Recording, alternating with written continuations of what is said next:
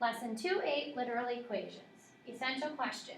How do you solve a literal equation?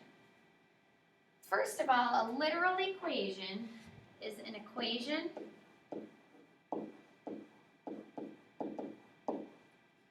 with multiple, so more than one, different variables.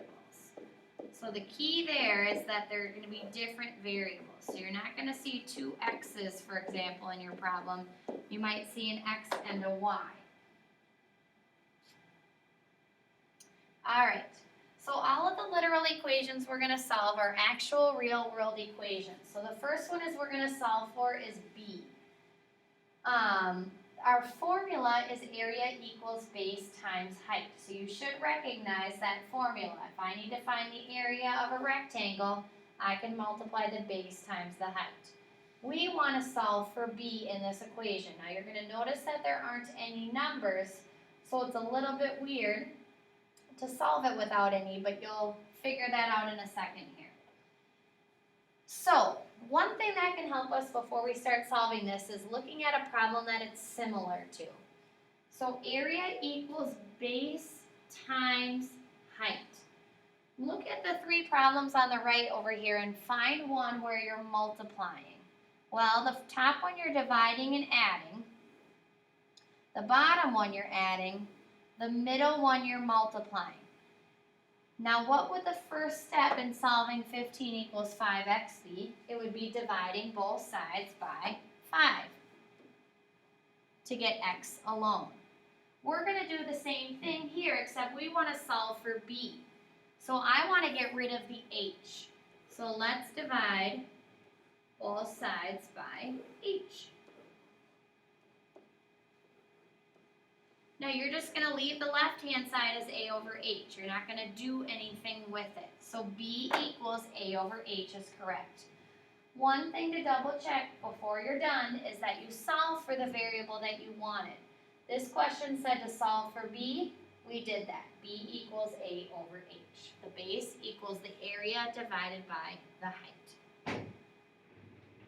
All right, second one, solve for w. This formula that we're using this time is volume equals length times width times height. So if I wanted to find the volume of a cube, I'd have to do length times width times height. So these three variables this time are being multiplied. Last time it was just base times height. This time it's three variables.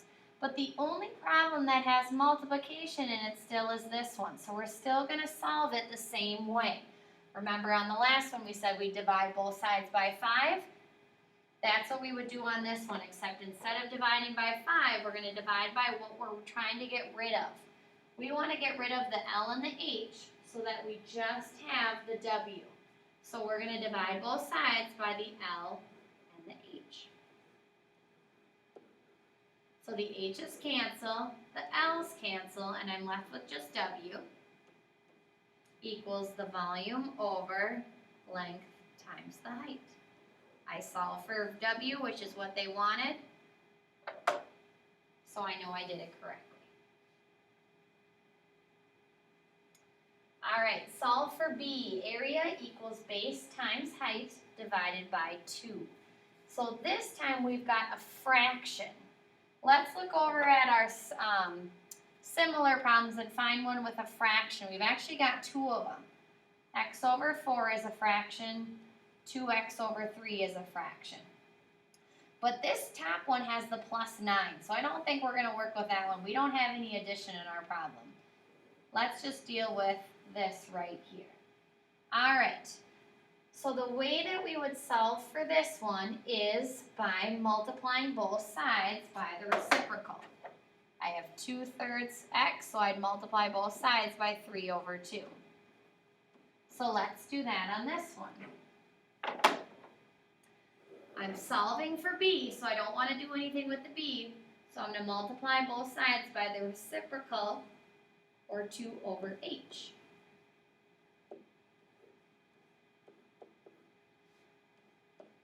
So these will cancel, and I'm left with b equals Now if I need to multiply two fractions, I gotta put that over 1, so 2 times a is 2a, h times 1 is h. So b equals 2a over h.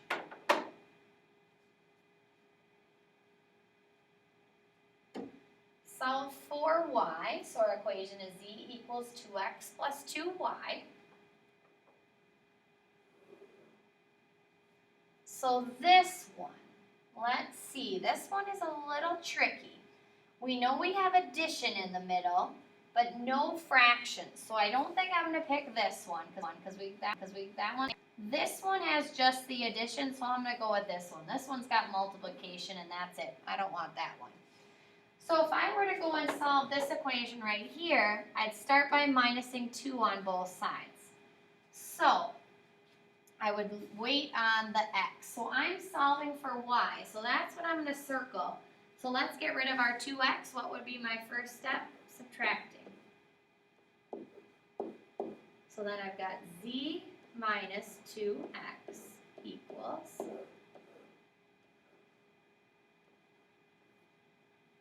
alright, so if I kept going over here, my last step would be divide both sides by 5 to get x alone. So we're going to divide both sides by 2 to get y alone. So y equals z minus 2x divided by 2.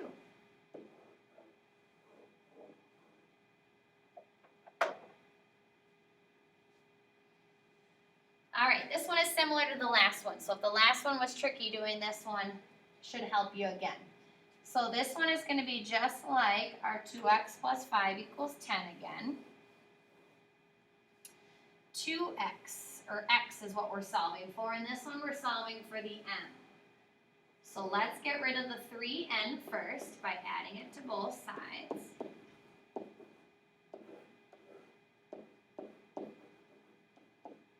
Now 8 plus 3n are not like terms, so we can't add them together. Don't write 11n. We can't put 11n because 8 doesn't have an n next to it. They have to stay separate.